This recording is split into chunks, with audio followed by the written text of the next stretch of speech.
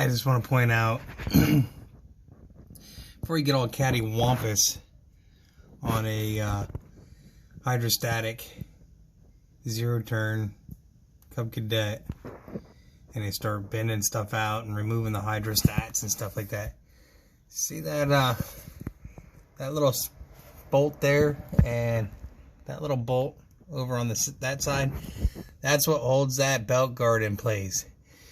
So don't listen to the shit you see on YouTube. Jesus Christ.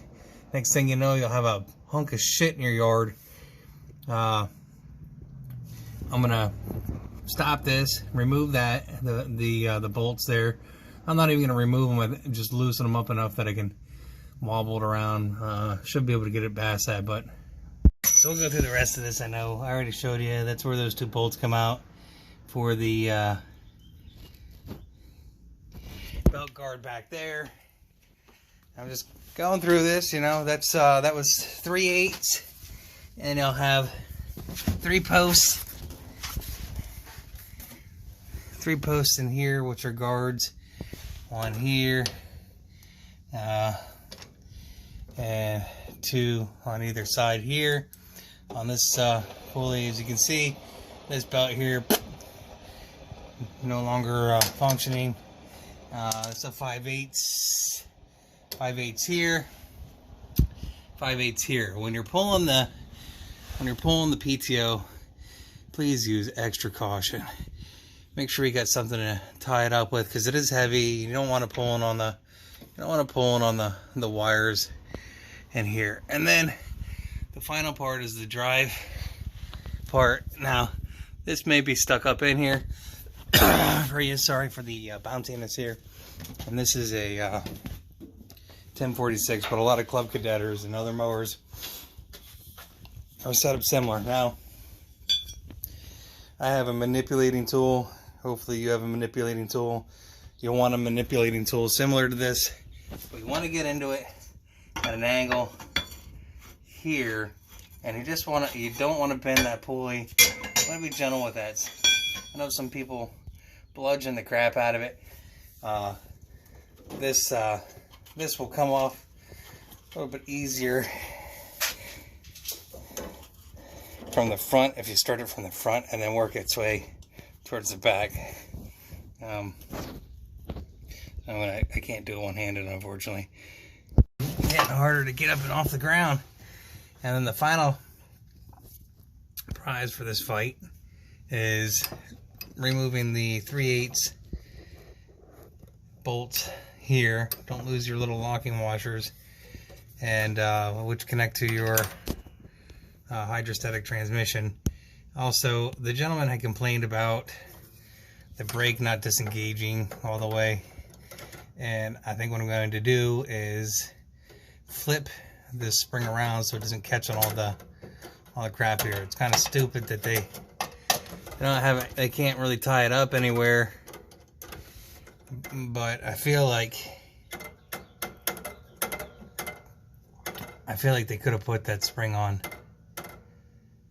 outside, you know, with the on the other way, so that it's not getting hung up, or maybe bent the spring in more.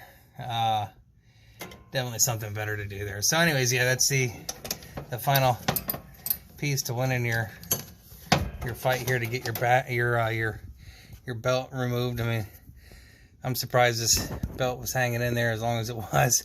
It is pretty bad. And you got to remove that. Brake, anyways. So maybe someone at some other point replaced the brake on this, and maybe it was actually turned around, and they just put it on the opposite way. I don't know. Anyways, we'll fix it. And just so some crazy doesn't get crazy, just so you know, you don't have to disassemble or bend anything there either. Just push your brake in.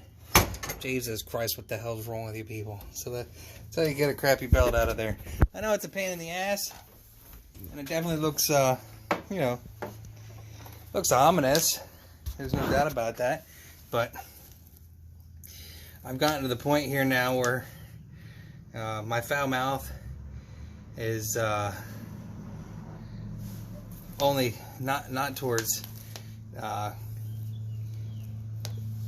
people who are do-it-yourselfers, but do-it-yourselfers who are putting information out on the interwebs so that other do-it-yourselfers who are mechanically inclined end up boogering up the crap out of this, you know, like a unit like this. And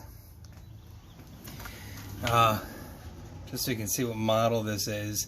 And a lot of Cubs are set up. A lot of mowers are set up like this. So, you know, you don't have to bend anything in the back as far as, you know, the belt cord goes. Remove those. I know it looks ominous because those bolts are, you know, they're in the transmission, but you know, they are meant to be removed. Put a little blue Loctite on them. Put a little red Loctite on them. I don't care. Make sure you tighten them down to the right spec. I think it's like 7 foot-pounds, something like that. I'll double check the manual before I get too carried away. Make sure you tie up your PTO, you know, and then just make sure you go through everything and do it right. So this isn't a D&D power one, but it certainly looks like a D&D power. I think it's an 88.5 or something like that, so hopefully it fits. I don't have to send it back. I hate ordering belts. And someone else might be a little upset with me later on, but it's a good time to do a little never sees on here as well. And you know, I'm looking at this. It's a little ominous. It's just a black paint peeling off of it. I guess this was black at one time, and the paint all came off of it and rusted off. No wonder these get all crapped up and look like crap. But I put a little bit under there. But as you can see, that fits on there pretty decently, and we'll keep moving along. And just one more thing to consider here too when you're trying to put the spline back on. I mean, obviously you try to keep the never sees off there, but I find it best that if you keep the belt outside of these two pulleys, it is easier to get that up on there. So but I think that we're in business here. Just gonna tighten all these bolts back up. And I put red goo on it just because it looks like there was red goo on it to begin with. And I always do that anyways because you really want to try to mitigate that thing from ever coming out. I impact these in with an air impact, and I put them in there just as hard as they'll let me put it in there. So there is a locking washer on the bottom of them, but and yes, I only put it on half of it. It will, when it's in there, it spin around and cover the entire bolt. I promise you. And I apologize. I think it said 5/8 for this one. It's actually 9/16. Just so you know what you're looking for. My head didn't hurt so bad. I really hate sinus headaches, but as you can see, I put this on that way. You know, this brake is on. Good gravy. What are you focusing on?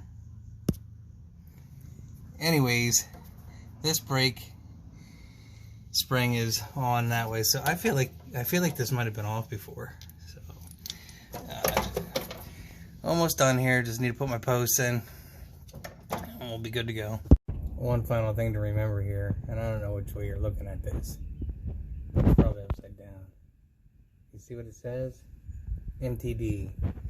So those of you who think you're buying a Cub Cadet in the Club Cadet world, you're wrong. They're all made the same anymore. I hate to say it. They've been bought out 6 times from Sunday. So that's it on the inside here. Got our bolts tied in. Don't be a goon. Use a hand wrench. Use a ratchet. There's no reason for you to get all wonky on that. We're gonna drop it and slide it.